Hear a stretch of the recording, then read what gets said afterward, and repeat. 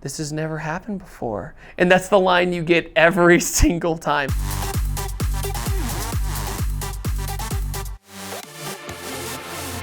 I call this the sorry bro because every email starts off this way.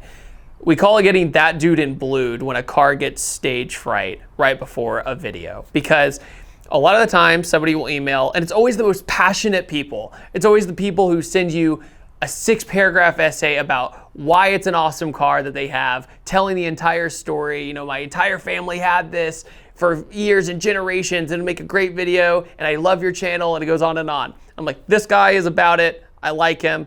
He should show up, right? Freak accidents happen all the time that people don't even realize. And a big common question I get is, why don't you make more car reviews?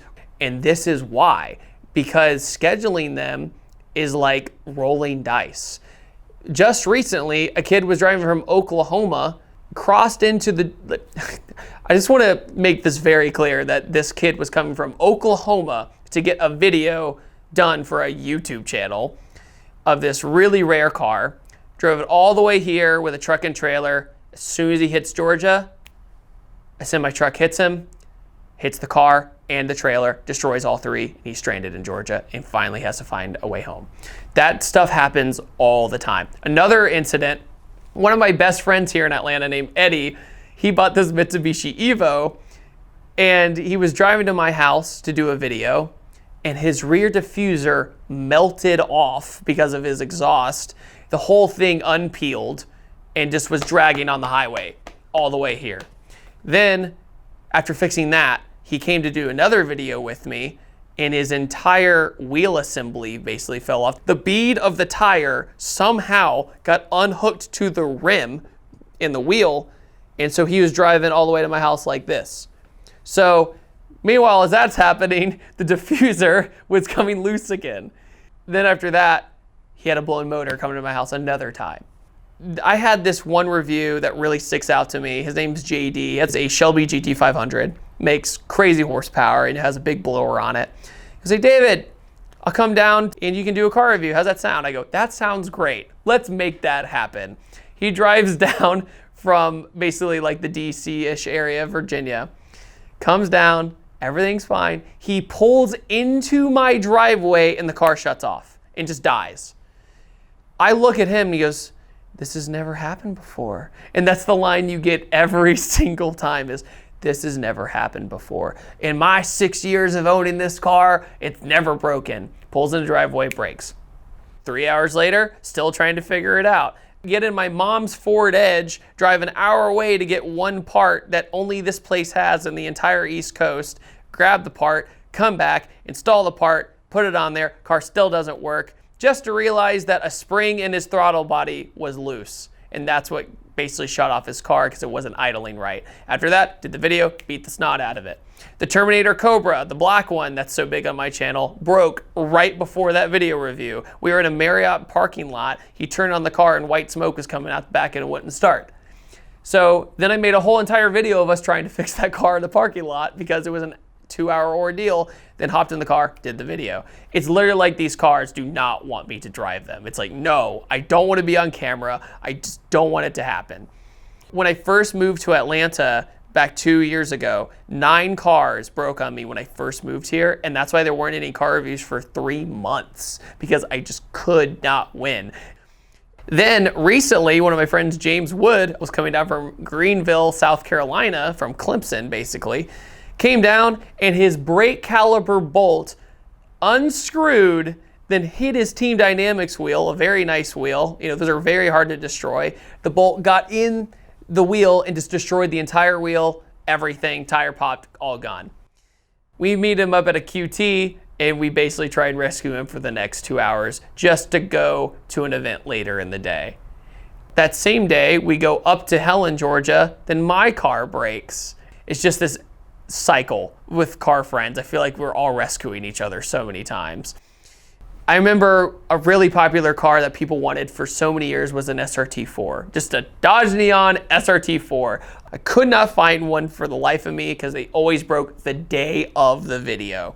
I drove 6 hours one time, got there, broke as soon as I closed my door. Could not believe it. I was mind blown. I drove all the way back home. I was just like, all right, it was nice meeting you though, but I'm sorry. Like, I come back, I go to Mustang Week. My friend builds this Mach 1. It's amazing. Has a big old supercharger on it. Day before, breaks. Okay, now what? Got to find a different video. All right, let's hope this one doesn't do it. And I think a lot of people make the argument, well, maybe it's just you, David. Maybe you're breaking the car. Well, no, because this is before anything even happens. I don't even get in the driver's seat yet. So a lot of the times when I drive people's cars, you need to have the mentality of this might break, or just be prepared, in case something goes wrong. That's why when I schedule a shoot date, I always add 3 more hours to what it would normally take if everything goes perfect.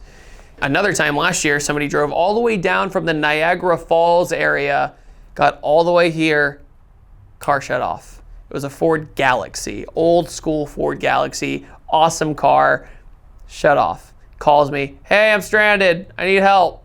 Okay, get there, and it works again. Literally, it's like the car gets nervous. It's like, oh my God, this is my time. It's my time to shine. And it's just like, no, I'm not doing it. And then another time, a guy named Gingium came down from Chicago with an off-road Miata setup. Very cool, lifting Miata. Army green, wild. He comes down and he's towing this Miata with a short bus. He ended up converting it into this really amazing tow rig. Like, you can sleep in it and it's like an RV basically. Shows up, you know what? Let's take this to Helen. Let's go off some off-roading trails. I know it's an hour, but I think it's worth it. So we drive all the way there, get up, do one more pull. One of the axles or tire rod breaks. Okay, roll it all the way down the mountain. Everything's fine. Put it on the trailer, and then I end up just doing a video drive around a school bus towing a Miata. So you just have to be innovative with problems. Like, it's fun problem solving, but it sucks at the same time because your original plan is never the plan you end up with car reviews ever. It's always something. I typically don't get upset about this, but it is sad when you open your email up and you see the title subject line saying, sorry, bro. And you click it and it's my transmission broke or so-and-so broke or whatever. And it's always the same. This has never happened before. I am so sorry if I screwed up your scheduling and blah, blah, blah. It's like, dude, you're fine. Just fix your car, enjoy it, take your time. The people who take their time is the ones that make it, because those are the ones that make it through the shoot too. And I don't even drive cars at 10 tenths. I usually drive them about 7 to 8 tenths maybe. And it's funny, when the owner tells me to go 10 tenths, that's like when nothing breaks. It's weird. It's like this contradiction. It's like the car likes it. And then you just kind of toot around and then something falls off or it's something silly. It's interesting of this almost supernatural feeling effect of, oh man, there's a film shoot coming up. It means it's time to break. I just don't want to go. VINwiki trusts AP3 paint protection with all of our cars. To learn more about clear bra options and ceramic coating, visit ap3atl.com.